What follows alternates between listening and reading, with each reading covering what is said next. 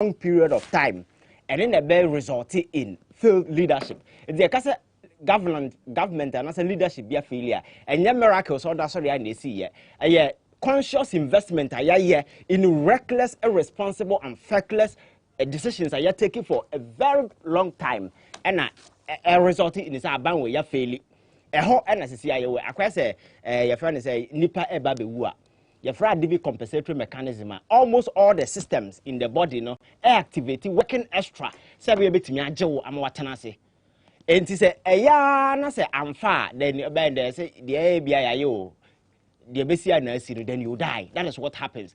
Nema see all the compensatory mechanisms now. As a Emma buying way a surviving nina ubia say the baby ya into be a baby dear into me and your home. Now Kufuado a buying way a sinking ship go down. And unfortunately, he's not sinking alone. He is sinking with the future and the destinies of majority of people in this particular country. They are all in never say no kwan sinking there. Come say in Kenya bonnet, but unfortunately no among for destiny no move future are on the line. I ever be drew has say. But I never when the be American say I dear friend political leadership. Any idea your friend arrogance. They are party variables are they are incompatible. Whenever Obibe rises to political prominence, political position, all the arrogance back home pet, then you know say the nation is doomed forever. Abekwa could do a bear exposed hollow and empty they are. Command my and say, yeah, the free SHS in the Adina share office of the government machinery. I say internal scanner of course. Free SHS. Free SHS. The last 5 years investment through the budget in a year, it's not up to 8 billion. It's not up to 8 billion. Sika the core. Now that is not even true. Even if you look at the numbers, the figures are made kind of which means that it's not true because Sika Echo, the Flaster House, that was the year 2021, 823 million Ghana cedis. Now catch us 8 billion Echo a finance that is not true. So that is a lie. This particular year, say allocation is almost 3 billion. For free Flaster House and this amount of money you are making is almost half of amount of money from e-levy and the good question is say Ghana for just say e-levy now. What has been the commitment on the part of government? Say yes, you witnesses and near me and then on our own say you tighten your belt, you reduce government expenditure. Where size of government they are setting up cocoa border. Appointment ye CEO na deputy assistant lie and the ketwa and these people they drop fat salary. Deputy also deputy to the deputy. Oh, Mr. Who be that? They have foolishly created avenues all in a bid to satisfy certain individuals. They invested in our party. We have come to power. We need to just service them, and that is what they are doing. Oko Keta port today, you need port. I work Keta port, but you will see you are in the last 5 years. Keta. And we now can say no. Keta, and I was Keta. Yet, yes, you no car. And Keta see defense, Keta port. No Keta, what do the way? Yeah, Oko Waya, Unis Oko Waya. The same thing, deputies in the SSA. Bebre. Oh, so in the face of the AC, no government in a commitment by all year to even reduce the size of government. Oko Agric minister or the one in charge of crops, one in charge of horticulture. Just some hunukwa and you set it up all to say you will see the state. Oh, maybe I'm not so creative power like no. You can only speak for them when you have seen something. I said, "Bibi, I coming out of it because at the end of the day, the output is the significant way you argue on." The president told me in person, okay, sir, and nothing will create a power structure because our public service was too porous. Our public service was filled with too much partisanship. Sir, they won't help you. So create a power like say, "Be obetimi abena work fast." Supersonic speed to help. Supersonic speed, then I high, and you see what is happening now. The peril now you face, effective obia, especially even our students, free SHS number who persons who engineered Akufo-Addo to come to power, like Kwame Sefa now on TV suggesting say the free SHS should be reviewed because I heard the CSC Kasamasi and crash it. But do you think it's just a idea of person review now? No, they're friend agenda setting. So they are making these people come out and say, "Oh, you have free SHS." So some professor there so I can't the same thing. So coming back to confess, say that implementation of free SHS no man thought ankom. Because our government now balance our best up free SHS. You need to engage critical stakeholders. Know who we have foresight the plan ahead. Now who say in the next 5 years and say ABCI because offer Article 25 clause 1B of the Constitution na ekase yenye free SHS na. The objective of that particular article no enye free. The objective ne say majority everybody will have access to education. So who has a free no is just a vehicular. Yedeba benya among a lot of people enye biya. So in the vision of the constitutional framework, so what they thought the objective of how we say at the end of the day obiya benya access to education. And the way a government nasa wabanasa will be implementing such a plan at the end of the day no you start from somewhere because major government policy being how ya immediate takeoff. You pilot, you plan, so your way out because a free SHS no we free the base will expand, a lot of people will come on board. And when we school, young tertiary will swim, other young tertiary, our woodum, Yakono, young tertiary, Yakono school. Now, one by an hour be we now see an you know, and crown we are tertiary ben or moko. No plan, nothing was done. Because I can a year stakeholder engagement, men may have implemented free SHS. From the beginning, I can sit here and tell you, you're going to need here free SHS. So you do an economic review of household. You categorize houses into maybe 3. Even in the US. Yes. US what to what? Depending on how much pay you get, you know. Exactly. Oba, and yes, Oba enya free SHS. Oba quite mean public school. Exactly. So you categorize. Depending on the sika winya, income. Yeah. Oba is not allowed to go to the public school because public school is meant for people who earn a certain amount and below. It's called economic citizens. Very good. You see, so you do economic review. You can categorize a household into gold, maybe silver, and then bronze. Gold for the privileged ones at the end of the day, like minister or the buy free SHS. The middle one will be silver or mono, like middle class people. Middle class people, or your friend is saying, "Omoji salary, I would miss omumu yedu." And I want the bronze, no, they just say, "Omona omu yedu man yashe." So the gold class will go; they will pay full. The middle class silver will pay 50% of the salary, school fees, you know, and they mole for now, sabi, you know, then we pay everything. This will give you room as government in the next 4 years, you know, with the plan. So everything being new, when you that particular takeoff, you know, then you can make it free for everybody. But no one say about on a free SHS because you are promising as a political reparation package.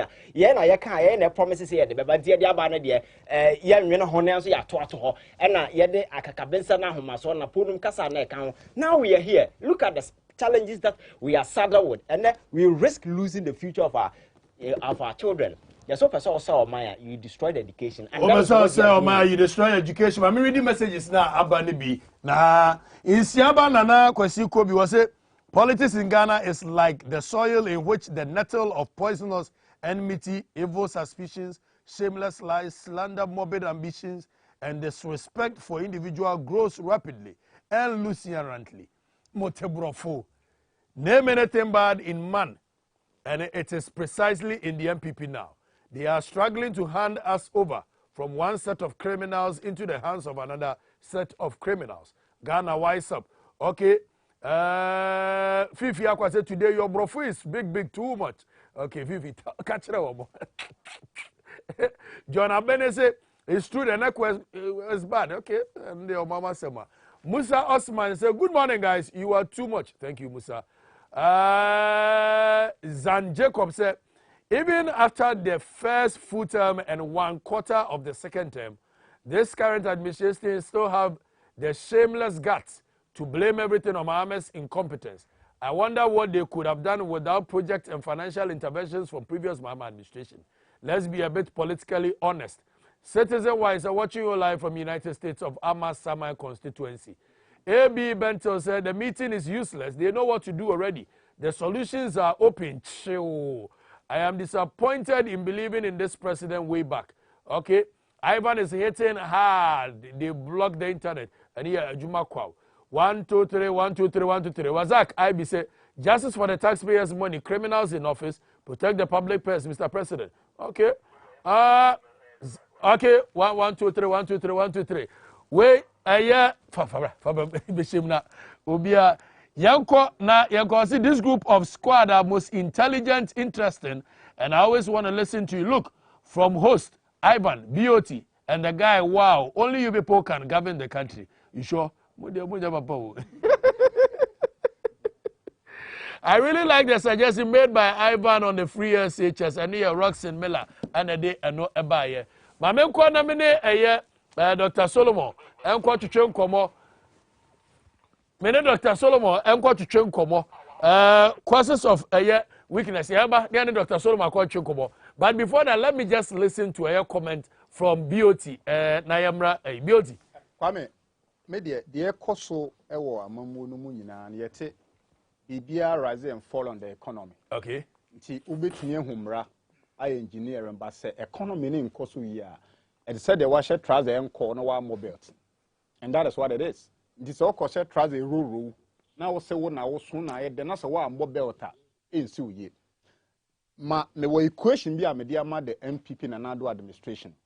A entitlement mentality plus clanpreneurship giving birth to kakitocracy. Nti omamamwo no one entitlement mentality. Na nado ne kenofrata mo ba amamu with the presumption say omo na woso mudi Ghana so. Nti obi bia na wonya akwanya di Ghana so you don't matter. So we JDM na be di Ghana so said we tani. O ye one Rollins cry now buyer na odi yokogale. Nti omo no omo wo fam no omo papa no ebredi omo moja no so to speak no. Omo na ye nipa omo deserve to rule the country. Inti abro omo bae no that kind of conscientism made di omo trimu dem. Inti omo nya adwen bi se omo de na ye papa. Inti so hwere ya from day one no it was omo adwen na betima save Ghana. Anya sa adenti na also be one day so one factory. Now collapse banks. Don't forget say the financial sector of every economy no is a lifeblood. And it's a nipa ye wo na say umoja na wakoma na pompi moja ma unipadua na yete wakoma unipadua na be that survival. Into every economy no the very moment I will be making a politically vindictive agenda to tap the financial sector and what you are doing is say and said you will tini pa kuma free ni yem. Into aban we no the entitlement mentality or the shas here no any collapse aban. Number 2 clanpreneurship. Now my main found currency speculator cause a currency speculator sir. And now you know the pound, the euro, the dollar no. Two American see no panachos on sign the cheap. And simply because of the currency exchange regime and the currency speculators. And no, in the year 2017, a buy way called the capital because a capital market. I will call economists man. Your money market and capital market. Money market, your baby, I will call Bobosia, Sikabosia on a short-term basis. Capital market and Bobosia on the long-term basis. And in the year 2017. A buy called the bond market and a bob was $2.5 billion. Don't forget, Sir Kwame, it is said there, and hey, no be a co wakurase. Now, on number crassi, quan so banawata mango. So, to a mango 10 cities, no, the baby doing crime chroma. A mango no ton of 10 cities, no, bet my baton 200 Ghana cities, or greater Accra. So, buying so called bond market, US, UK, Singapore, Taiwan. Now, a coco boro, bond market, no, Bobosia. Bosiana or bono, in dollars. And it's a banning the South Bosiano for US, any Singapore, and answer or my and now Switzerland bedru Ghana. And now says Sikania in dollars into Sikani bedru Ghana no, Ujamusi wa, now yet say. Into the economy no, Wakobo was 2.25 billion in 2017. Sikano or day ban a year in dollars. Or this kind of bedru Ghana, or the says can see wa, Sikana bedri. And to so be koto a mango free across the bank crying. And now say a mango ne cross an air funtino. So bedroom can no to a mango 10 cities or bet mat on a cantamanto 20 Ghana cities. In similar vein, Sabano Kobobo sent $2.5 billion. Every US, UK, or man not the back Ghana. And now say ye dollar dominated in Tino. A bema we economy no and ya hoarding. And two bones says, oh, sorry, no pa bemana who jina hoso. Na Dr. Solomon wa more casunubi, Ubogusu ya, legend so peme. The year 2018, Abranaa Bobo sent $2 billion. Now we hold on with the analysis of Mame after this. Me call Dr. Solomon couldn't come up. Now ye nyabe 30 minutes at the same. The year 2018 no we want 2 billion. So or the buyer no. Ama Abranaa benya holding. Obobo sent na besi 2021 onya $3 billion. 2022 fourth year Atlanta. And a fetch ni mu demoka asa Abranaa ho nya akono. And in the year 2022 ayewe no. Sabosiana Abranaa carbon in dollar bet sika no Ghana and Saskana ama. Internam says sika na mantino. ama currency speculators anya ahoden enti ene aban na nya amangwa ne bo efo kurase amakuru kesim enti aban si kase na ton presse ene clanpreneurship no clanpreneurship ne say kind of rata ko bob so investment banker ono ade ne company ye ntamginafo enti busia bi obebo from 2017 till now no the commission is between 1 to 10%. Such an economy no it can never survive at the point I went to me and bobosia. So clearly entitlement mentality any homegrown solution no. Eya kobobosia because obobosia na commission and some commission so the bar in dollars and dollars na massa wo that's run upon obema nyadwa na anum Dr. Solomon Adoni bia obema nya ahoden. On that note, Madame Wabanamini, Dr. Solomon, we will come back to the studio, then we will digest the e-levy issues and the matters arising. And come here, Abranaa on TVXYZ. Medina dear Edmisa. I am the primus inter Paris. Okatakyie Afrifa-Mensah. Maybe is here.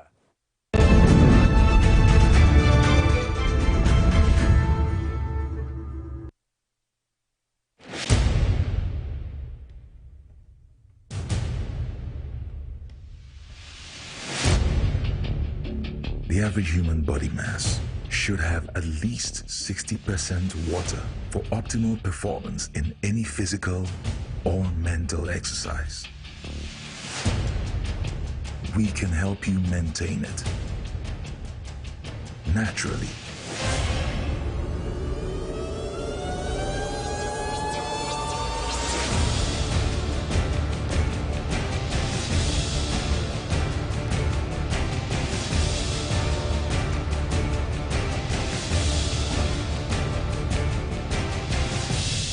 X Natural Mineral Water. Simply natural.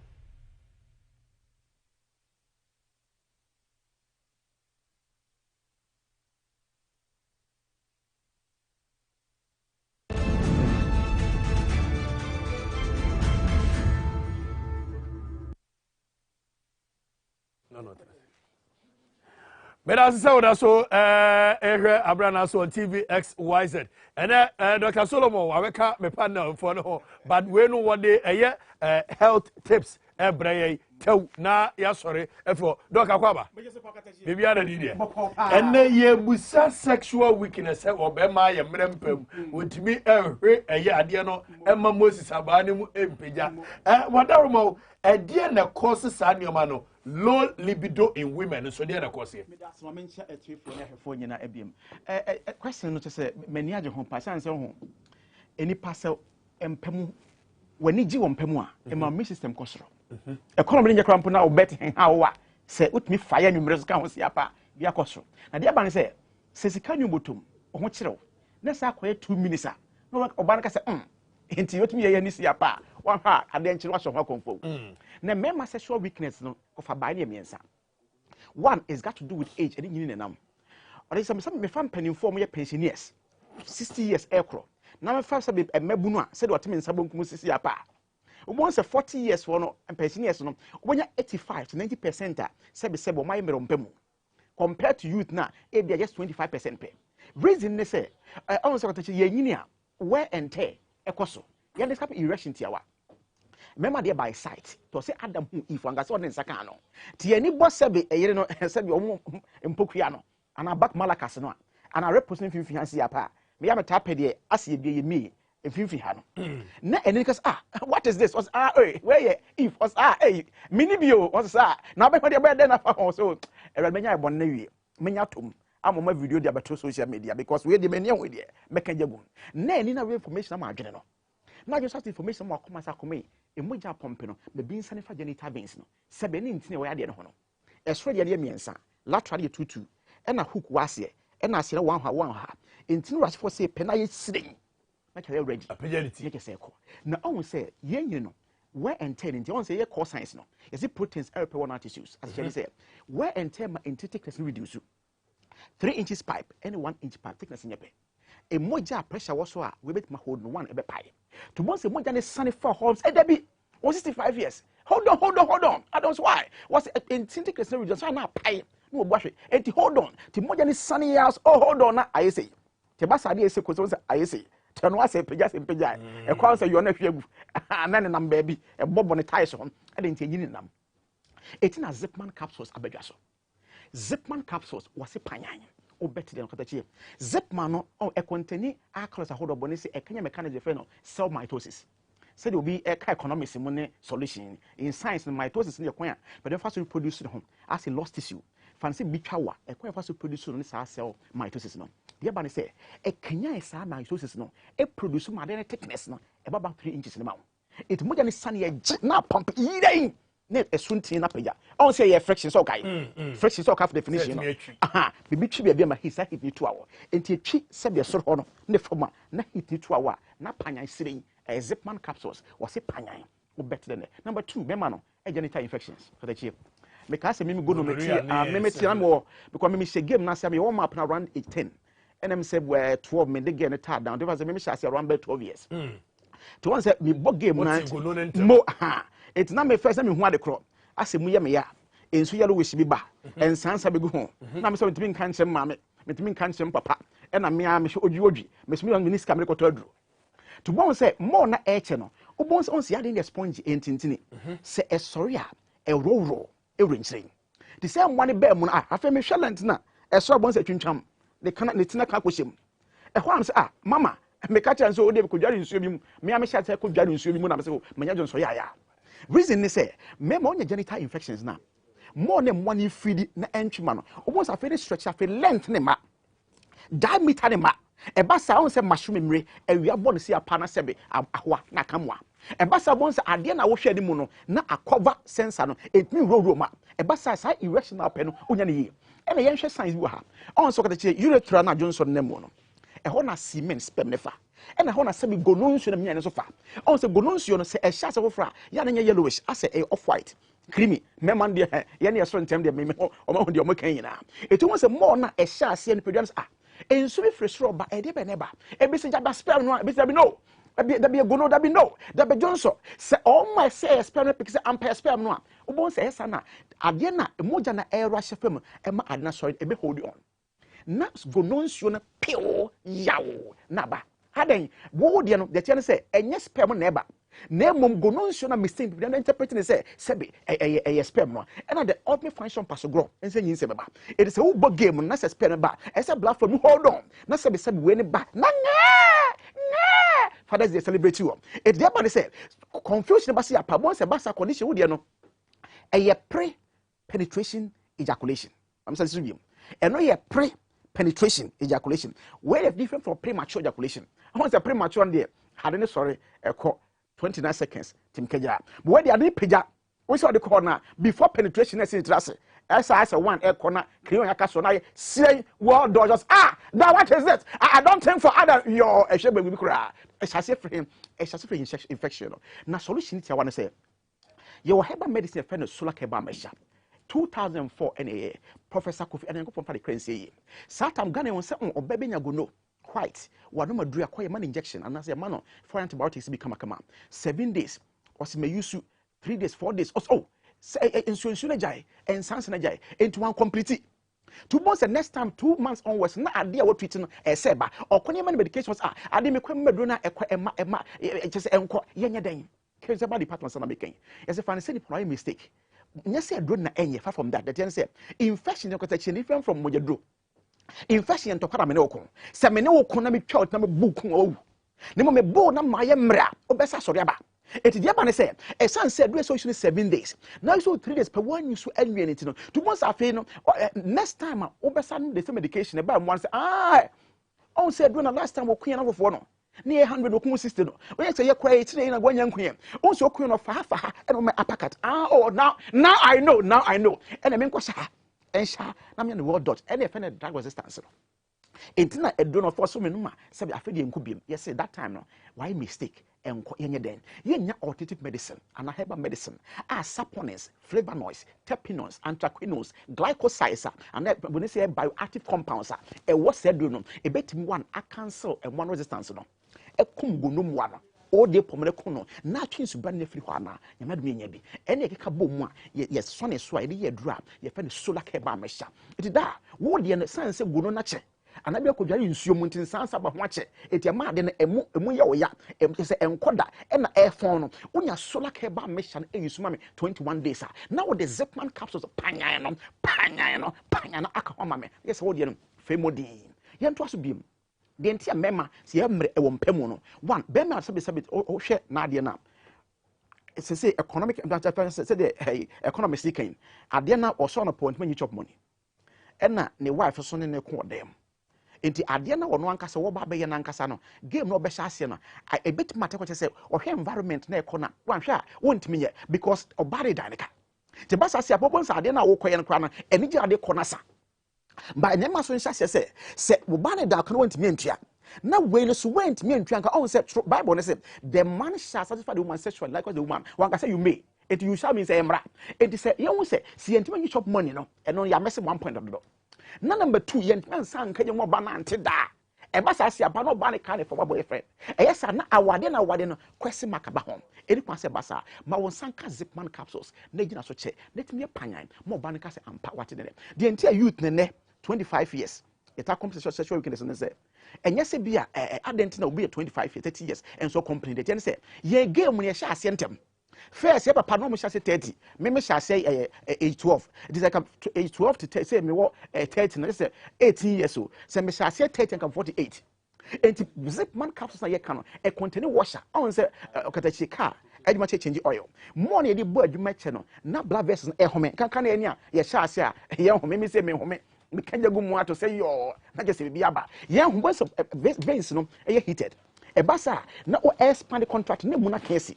eti moja ne bone boss pe next was see apa na aye cloth keten kina de dem next one pay erection e kwa pem no fifro dem ba unya Zipman capsules ya e be wo horo be maintain a maintain mo da ho na Russia fam ama panya renchin ama obana te de Zipman capsules was panyan o bet de ne e ye mema nko a ene no ne mo ba na ne bie Okatakyie onim swag onim awade onim odo ono to Zipman capsules esni wa table so no wa tap the shoulder da one way was there was ya no mam nigga say the bono no Zipman capsules was panyan o better the Dr. Solomon and na say me bie phone lines no tew enkomo no aye there but clearly next week doc so about next week it's next week oba prepare questions no problems are when na eguo na eja yetimi abusa doc na wa chire mu amayen but phone line say in case obi person or contact wa on contact wa number be so me das 0245 okay we your number from me say na edi nkomo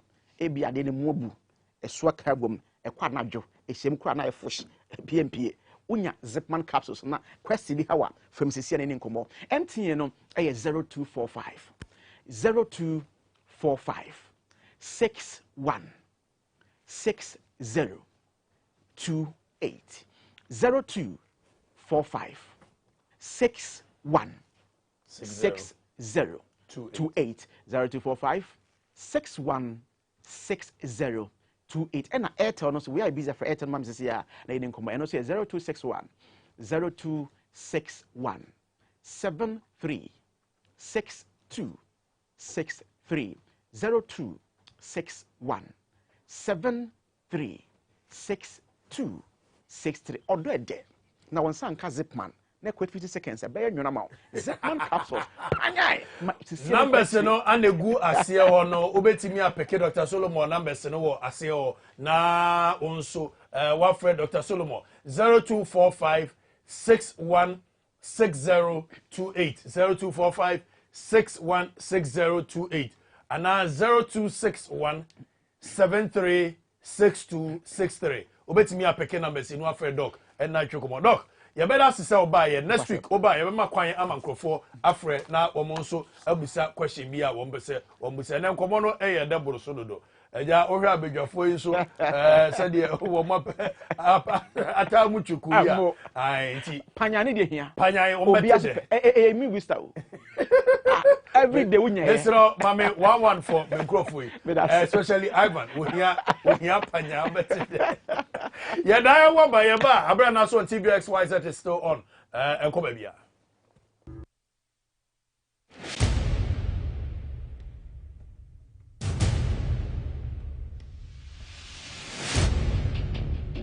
The average human body mass should should have at least 60% water for optimal performance in any physical or mental exercise. We can help you maintain it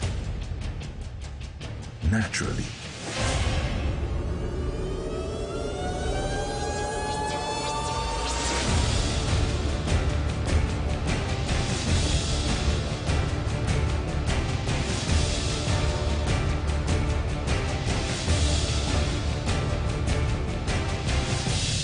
X Natural Mineral Water. Simply natural.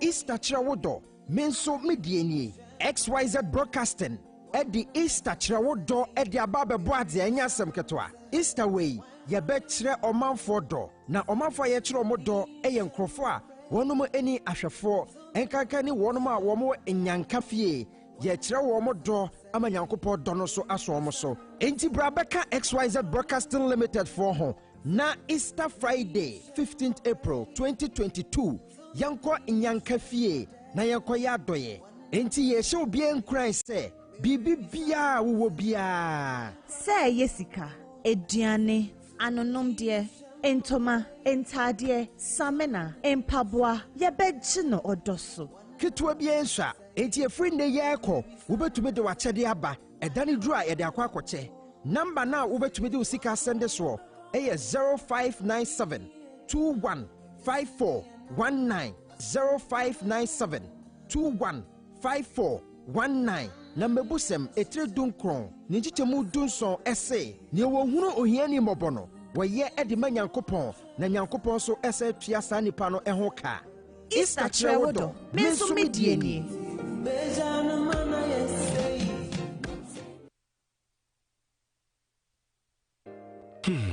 If I cry na menyisika, edia ye mefui. Ehin fa na menya bosia, edia tre medwuma yimu. Kai kra mabre, me busia ato taxi foforo. Suhum Rural Bank. Suhum Rural Bank.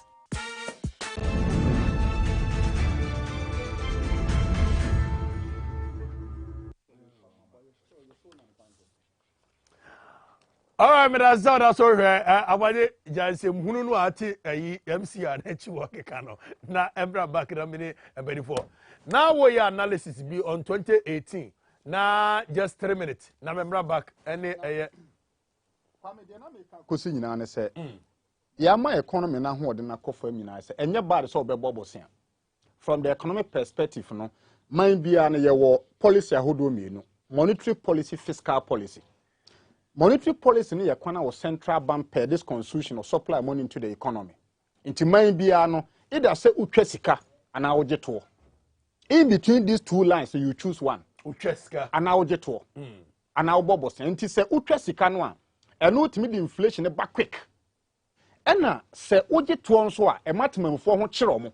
Inti in every economy you strike the balance. Your point utwe sika inti abra COVID buy no. Abana who says or get to at that time be brana ye into my central bank get now central bank in so answer no be keska be so answer na be 1 cedi no uboka 70 pesos. Let's get that clear. Answer na Ghana bet me twa 1 Ghana cedi amana back into the economy no you incur an operational cost of 70 pesos averagely. So value of only 30 pesos. 30 pesos na wunya. Into central bank raketen so nko can supply to the economy. It is not as easy as we see. Ena on the flip side nso ye bosia bo anase wo geto abana bo bosia ma sese ne ho nya akono enti so kodwa man so a ye man bosia ni bio ena so ba fam hanso so a to na oje no timamufo se ena nsa wo geto a odi dware wiem odi ya niam a ye untimi mbu ho akonta ye enti no to no ye ntua enti yi levi na akwa me ye ka ho asem no it is not that if Ghana form petrol tua. But we scenario ya me dear mayor, abane ko monetary policy a why stack. Oba fiscal policy a why transition and borrowing. So akaso okwa ko bobosia international market na wo koso no. Obi e dwane ne ho free Ghana ho. And oba domestically so a. Bosia na ayituo na obetima age Ghana for ananka the dima tintiman pan e levy no ono an party ma o global info analytics higher research in MPP 56% so mo pay levy from their own party enti crunch meeting na aban no ye no enkosi aga the government know the solution but they can't implement the solution solution here the solution is to go to IMF say aye kasa ni no Ghana aban so trying to ko benkum enye he has to look straight benkum ni se nko beje to ni fa ne so obebo bosia wo bosia ho nya akono wo je to Ghana for so ye ntua where do you go aban na propose to ba be expenditure kasa expenditure catch any say why your budget awie but to hwe wo futuo mu no so wan tete niam bi so asa the opposite so ye untumi nye but the flip side to that expenditure cut and also say abana cut expenditure it lead to the stress economy and say what shall shantifo bon crime for bo kwawu for bo bunu for bo say wo ba be ya kwan wo be yensuo and say wo cut o budget by 20% the implication is that sa kwan na wo share bo no untumi nye enti na ye ka say no sa abana kraka so ye expenditure cut it will lead to a distress economy so the only hope for Ghana as a country no a bailout called IMF no so no conditionality a woman say sa abandon sa ko IMF ase pe COVID-19 who went near mu ho konta no obebu ho akonta 2 sa wiem na akufo do dware be ma no measure say free okoma nware yemu bio 3 office of government machinery and workers echo 2000 no another conditionality no set so number 4 ministers na bro echo over 100 and over no on be man conditions so on so these are the things Akufo will not do. Okay. Internal say onyentino or dragging the feet and consequentially this economy will finally break down. Yeah, and then when you be born straight. I mean starting from E-levy because media debia me ba me kan levy once me hear me. E-levy yeah can once me. Me just made a very important point.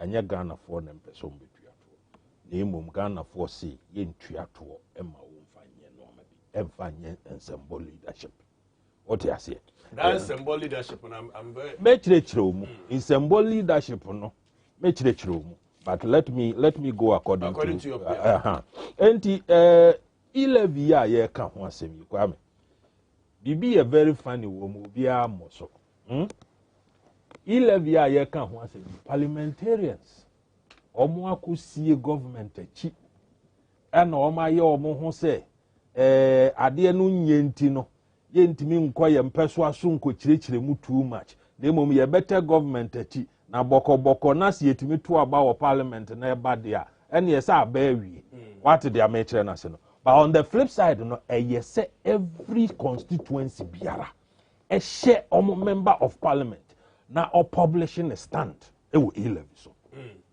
omo to aba ni wi a enya aba omo to aba ni wi every this week ye kono say every constituency be a share the parliamentarian say publish will stand ewo E-levy ni so me metna ho nye din ni enko supreme court nko interpretation bi na mbe makwan ma on vote ma E-levy ni ma na kire ye ka ho asem a wantimi anka bi be kire ye se wuji E-levy ni tuma na wunyi ntum na echina ye de wo ko ba bia na ye hu ba bia ye de wo beko what they are making na say they should not allow the parliamentarians especially the MPP parliamentarians to hide behind government as if say ade na e koso no omu nyanka ho hwe omu wonsinsemu so that nobody has a proof in fact in America leadership in any let me call it a constituency for discussion you know who vote to be who be vote to our parliament no or constituent is public to your constituents and it is based on that and at the following term no omo be gina so aka say ye be zan de wa kobiom and ayemfa won kobiom into the constituencies Dansoma area lady no your friend say as le usumu area ho ne ade na they must come and publish their stand on E-levy ya me che oti ase and no tin koda E-levy ya ye ka ho asem ya still enkrofo mpese omode omadwene bebai registered vendors ewo E-levy so omo aserve tafra che enuanom nketo omo tete sa yellow kiosk no mu momo business ni ade. There are over 403,000 registered. 400. Yes, go and look at the MTN annual report. Over 403,000 vendors. What the amateur national? Me on my own charitable analysis, let me say, emu half of pay and a active. The other 200,000 no crano, almost free kiosks no more jumabia. Intimate me, I said there are 200,000 registered and active momo. What you say? O governor Ababeka per on only projections and normal research, the senior idea no so beti esiafa.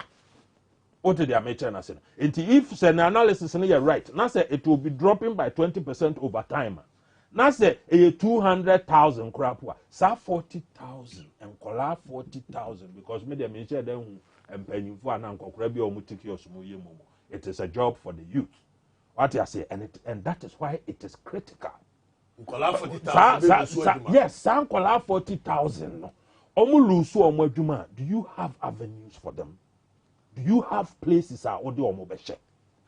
As I cannot say, do you have places are odi omobeshe? Now, adie way na ye cannot media debia when I come here, I'll come and expose these people. Last time I buy a catch there will say they are looking at say omobe boa adiana no once they get it passed. No, omo de akwaje bosia. You need her 2 weeks later na omo Minister of Transport back good. Okay, good. And then another thing I make a chron and say. The other plan na omo one and say boko no mo to me pass idea we are. They are setting, if you want, not statutory but generalized payment CBA. Omo beye no momo mandatory. Inti afi the uko DVLA na uko ye bibia. Yabeka say payment only by momo. Oko hana uko ye say yabeka say payment only by momo. As we speak now no kra no ofa no amate say security agency recruitment. Say better forms you say obey say you say obey say you say what they are mentioning said until there are so many things that a what's out they are forcing the people's hands. Yes, see yes, once it goes through no now way no e dey na kire yem pene di way ba ye na ye say na beautiful initiatives. Let us look at those beautiful initiatives. One district, one fact. Huh? I'm telling you, in their books, and I am in America, almost reports. What I say? One district, one factory, 104 companies, and active under one district, one factory. Almost all my employ, 104 companies, now I employ over 150,000 people. 150,000 people. Not just say averagely, no company BR employ about 1,411. I stand to be corrected. You cast 1,411 company employ nipa 1,411. Unim the size of company I can once. Standard Chartered Bank, Omo waha 100 years. Obie ni momo. Almost staff strength a new 1,000. Inti asemo abi before person omo can say omo the Standard Chartered baako 104 abakrum habaye ni ehu.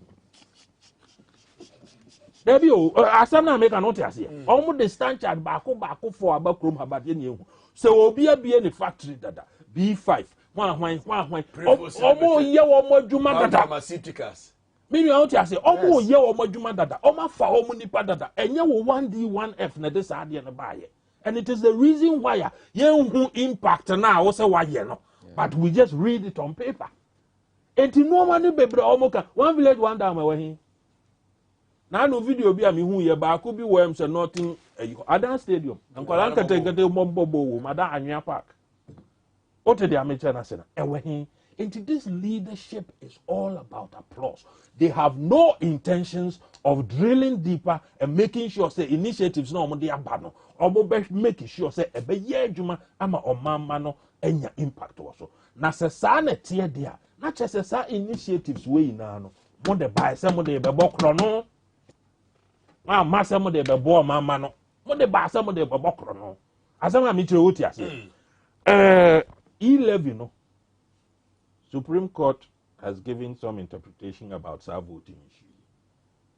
In Ghana for the Supreme Court is a huge arm of our governance, which is the judiciary. But say man say pair.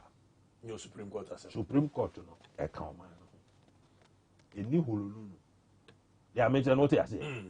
Any island the fufuro bi so baby. E Ghana ya. Enti say Se Ghana for no aso omo mpa, there is not a lot you can do about it. Yamra IMF aye Kenya.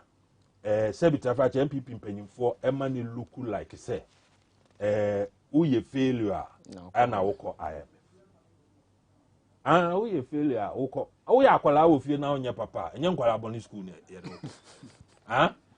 IMF no die nti a wo mpese obekọ ho no say maka na ha before ebe pa wo ho ntoma ebe yi wo ho wankasa kan ordinance sabe fa auto they are meeting no otiase. But why would we go to IMF? We will go to IMF because IMF no the yese ka wo ye as leadership and as mind governance no they are meeting otiase wa anye enti na yese de wo ko baabi a ebe force wo ama wa ye de yese wo ye. All the conditions of IMF, no, they are not from space. The conditions of IMF are conditions that we ourselves were supposed to practice. Stopping of the profligate. Yes. Duplication of invoices. Duplication of roles. Positions. Basa. Extension of human capital in leadership. And on IMF, I don't see anything wrong with that. Because you cannot tell me, say, 1D, 1F are benefiting Ghana for. It hasn't. You cannot. But 1D, 1F. Yes. I never quite make some Enra war 50 pride show, so to say. Sabio will be our dream quachira. What's the will be companies? Companies in say, no crane propaganda. You call school bomfachi and say, Kurasi, United Primary, you say, will be a company. One of the things to look out for, a nearness to raw materials. Raw materials is who body as Ankregua, a Kalo Brunicrum, raw materials you Karaga, a Hona share batania, what is a warrior company. How come say 1D 1F Nina Sabe Pierre and Kranikumasenkwa? Again, so what do you know 1D 1F? You had to solve the problem of rural urban migration. Causing for a free a year to Muja Kachebano. Omo pay Jumayo. Tiari na unfair Jumanenko. And one, you could do a year zoning of taxes. Say even private individuals na do moya. You can zone the country into 3. Say upper east, upper west, northern region and Porta Mubi more. Corporate tax, 25% in Accra, a whole 15%. Most of the companies will move there. Yes. So they can expand their business. Yes. But the things are ye baha ye beka. Any the analysis and the normal ye begin. Nobody in his right senses should think to say the leadership of government. I have said it here before. Say when greed and thievery leads any charge now, all prudence run to the sea. Tax exemptions to be able to help migration is a normal way. They know all of it. That is what determines which option he will choose. Senye TV show and you see and a chronon forget him. Say you forget him. Maybe I can't na metri ha and say kind of bonkrofo. Into all these things we're talking about and me say I want to emphasize on it so Ghanaians know say eye boapa yo extremodin chronobo.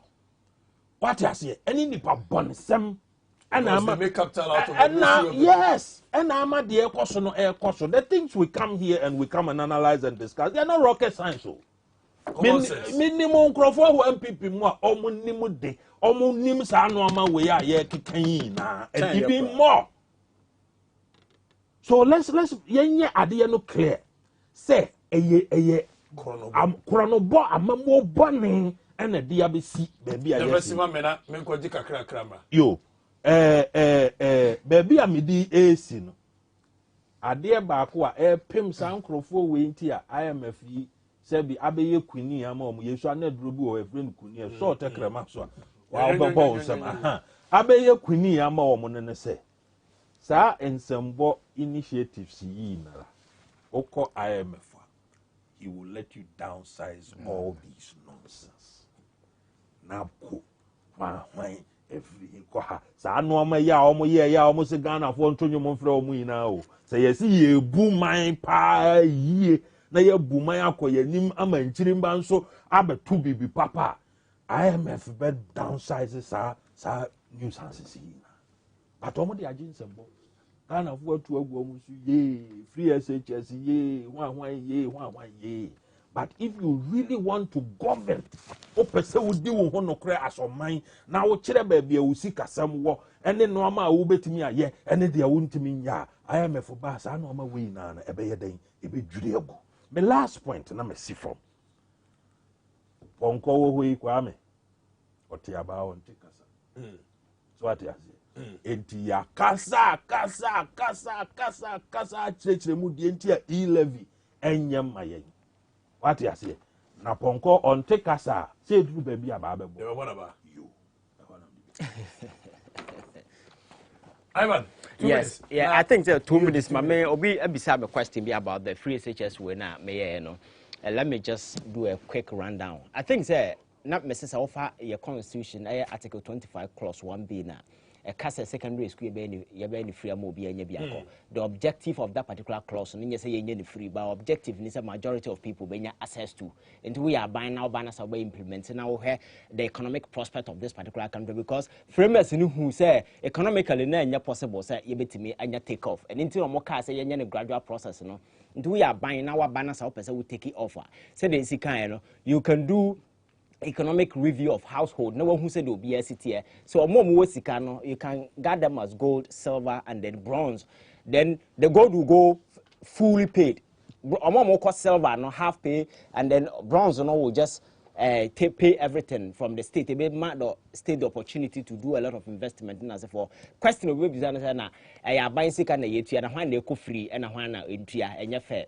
Government policy be anywhere they say that's a fan as a in the first place you'll be saying I didn't do a bob on some no so in the pub I didn't know to so sometimes you need to take certain decisions because our buying beer juma oye and they say we provide the security to the people. That is the major and the foremost responsibility of every government, and that security provision social security, economic security, religious security, political security, all these things. So that is the major functions of every government. And then I will call abroad yetuya nkraka yetuya marker by yetuya me marker identity because the government job is to take care of the marginalized and poor in society. That is the security you provide them. And that is what we should have done in the scale of the free SHS. And can bind the opportunity as you can as for a call between the baby suku adan as for teacher for investment here baby or model could be but yes idea when you know yakwaba as a mamuna you pay as you go and yet yes that is what we are the that's sort of problem bar na you quite fast a solution. Knee-jerk reaction, like reactionary. You to papa, so I been a omokugu, baby almost omokofa solution. Solution ben omokofa. So in yaba and the language that is coming, I give you a bunny pabam. Matisa papa be a self friend Kufijima.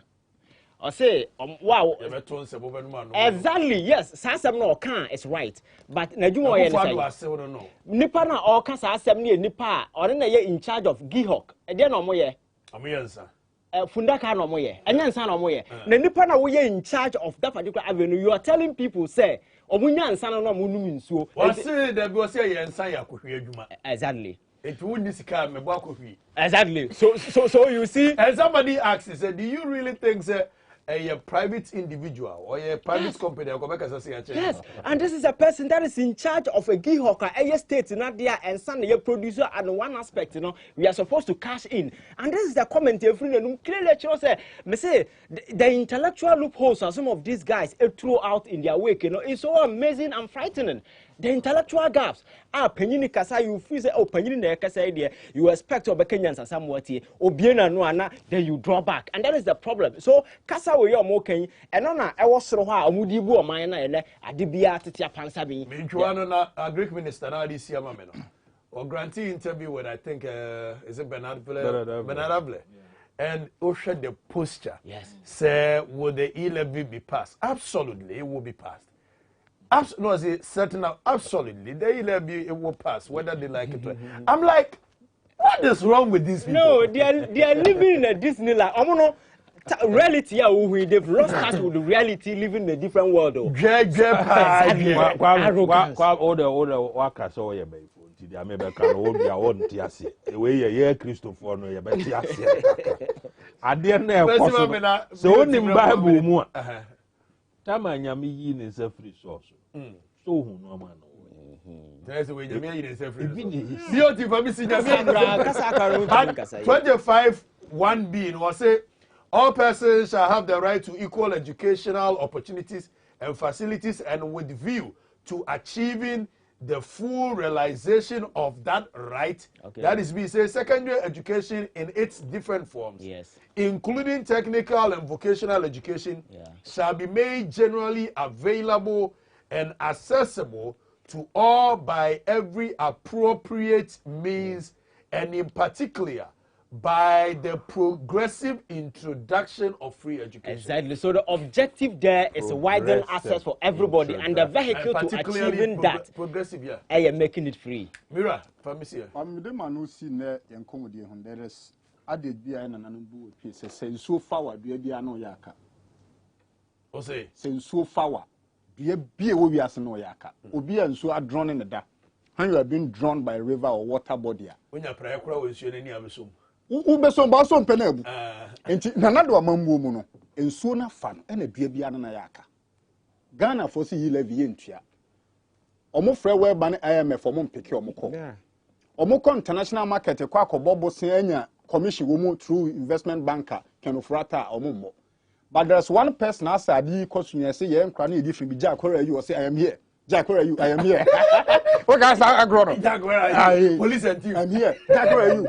Baumia? Why? I dear buy-in. Why, Jack, where are you? Oh, why? But according to Baumia standing for bad assistant working under much incompetent Ekufuado. That is the meaning of Baumia. Bad assistant working under much incompetent Ekufuado. What can be Baumia? Bad assistant working under much incompetent Ekufuado.